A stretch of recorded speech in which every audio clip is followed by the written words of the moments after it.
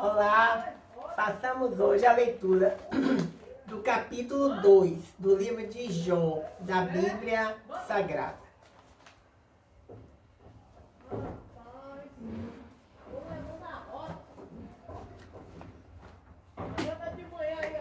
Jó, capítulo 2. A adversidade e a cruel aflição de Jó. Jó 2:1. E vindo outro dia, em que os filhos de Jó vieram apresentar-se perante o Senhor, veio também Satanás entre eles apresentar-se perante o Senhor. 2:2. Então o Senhor disse a Satanás: de onde vens? E respondeu Satanás ao Senhor e disse: de rodear a terra e passear por ela. Jó 2:3. E disse o Senhor a Satanás: observaste o meu servo Jó? Porque ninguém há na terra semelhante a ele, homem sincero e reto, temente a Deus, desviando-se do mal, e que ainda retém a sua sinceridade, havendo-me tu incitado contra ele para o consumir sem causa. Jó 2:4. Então Satanás respondeu ao Senhor e disse: pele por pele, e tudo quanto o homem tem dará pela sua vida. Jó 2:5. Estende, porém, a tua mão e toca-lhe nos ossos e na carne, e verás se não blasfema de ti na tua face. Jó 2:6. E disse o Senhor a Satanás: eis que ele está na tua mão, poupa, porém, a sua vida. Jó 2:7.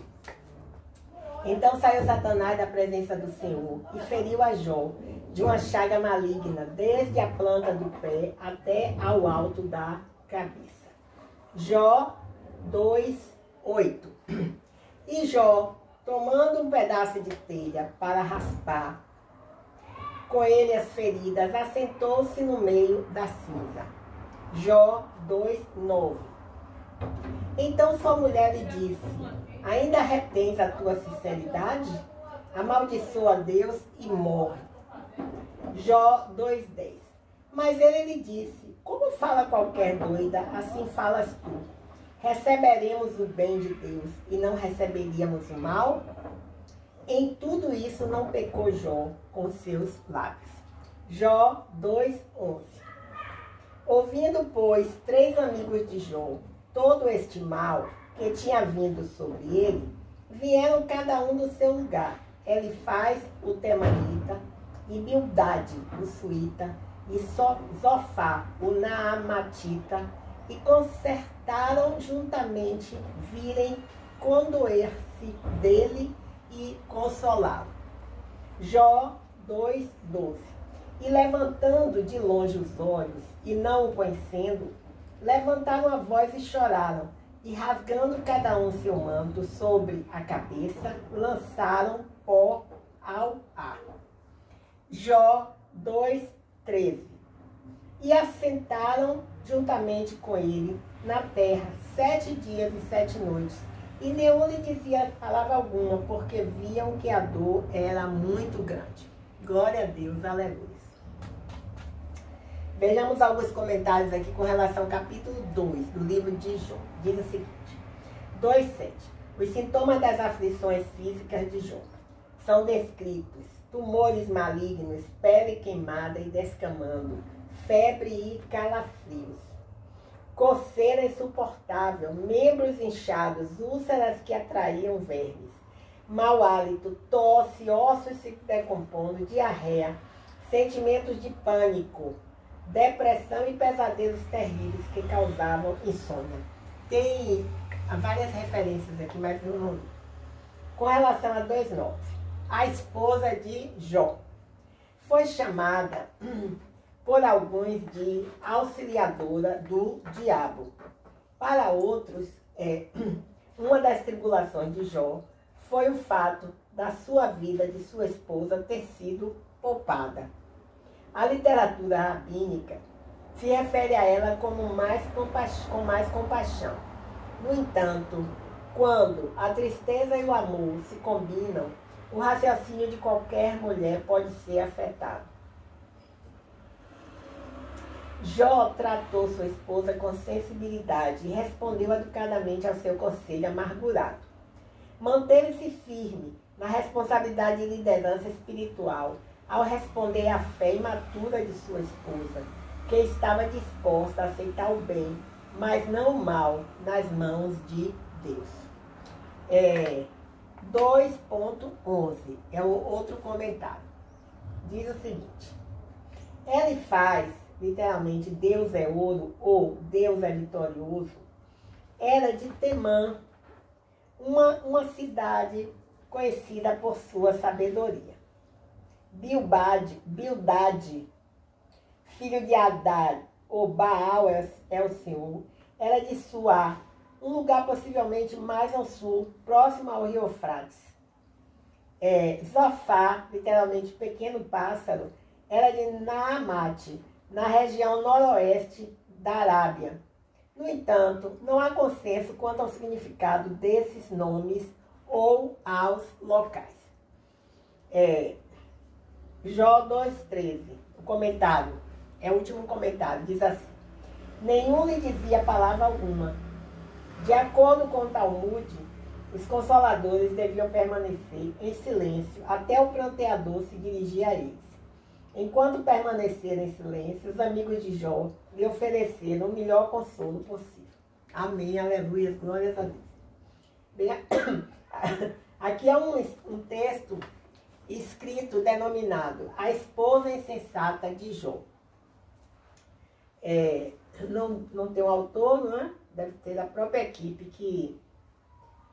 que elaborou a Bíblia. Não é isso? Bem, então vamos ler aqui o que é que diz. A esposa insensata de Jó. O comentário é o seguinte. Tem várias referências, mas eu não vou ler. A esposa de Jó sofreu grande pressão à medida que uma série de calamidades sobreveio ao seu lar. Havia desfrutado uma vida de privilégio e conforto como esposa respeitada de um homem íntegro e rico. A prosperidade pode cobrir uma multidão de pecados, mas a adversidade os traz à tona. As mesmas provações que revelaram as motivações sinceras de Jó também mostraram as motivações torpes de sua esposa. Satanás predisse para Deus que, caso fosse desgraçado, Jó blasfemaria de ti na tua face.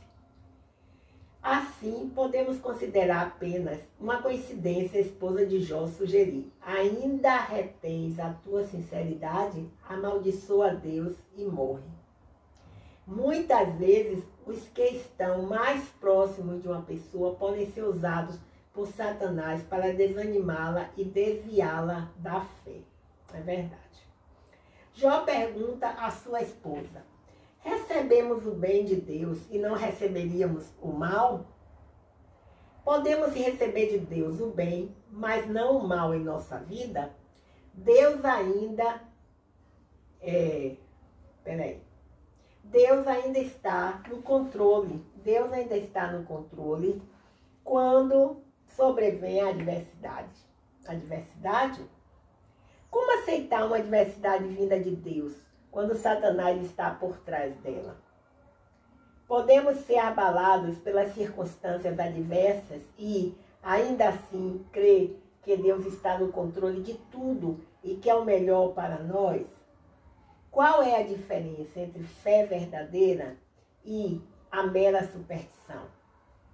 Quem crê em Deus apenas nos bons momentos e não nos maus engana a si mesmo sobre a sua fé. Jó chamou a sua mulher de doida. A esposa de Jó abandonou seu marido no momento em que ele mais precisava de seu apoio, tornando seu sofrimento ainda maior por ter de enfrentá-lo sozinho. Apesar de Jó ter procurado corrigir a maneira de pensar da esposa, o texto não diz se ela se arrependeu. Seu nome não é mencionado junto com um dos 3 amigos que, no final, tiveram de se arrepender, oferecer um sacrifício a Deus e pedir que Jó orasse por eles. Talvez ela tenha ouvido a correção de Jó ou como sua esposa, tenha sido abençoada em função da integridade do seu marido. Supomos que ela tenha sido a mãe dos outros filhos que nasceram depois da restauração de Jó, pois tudo indica que Jó era monógamo. Jó precisava, acima de tudo, de consolo e compaixão. Infelizmente, quando uma esposa se sente ameaçada pela insegurança e instabilidade, muitas vezes ela é consumida por seus próprios medos e não consegue encontrar forças e coragem para oferecer apoio e compaixão. Por um lado, a esposa de Jó era uma mulher comum e normal, que não foi capaz de suprir as necessidades de seu marido no momento de adversidade. Por outro lado, permaneceu ao lado do marido e suportou as aflições junto com ele. Perdeu os filhos, os bens materiais e ainda assim sobreviveu. Bem, então, nós fizemos a leitura, né, do capítulo 2 do livro de Jó, da Bíblia Sagrada, tá bom? Só nos resta dizer obrigada, Jesus, por esse privilégio, por esse grande privilégio de poder ler a palavra do Senhor.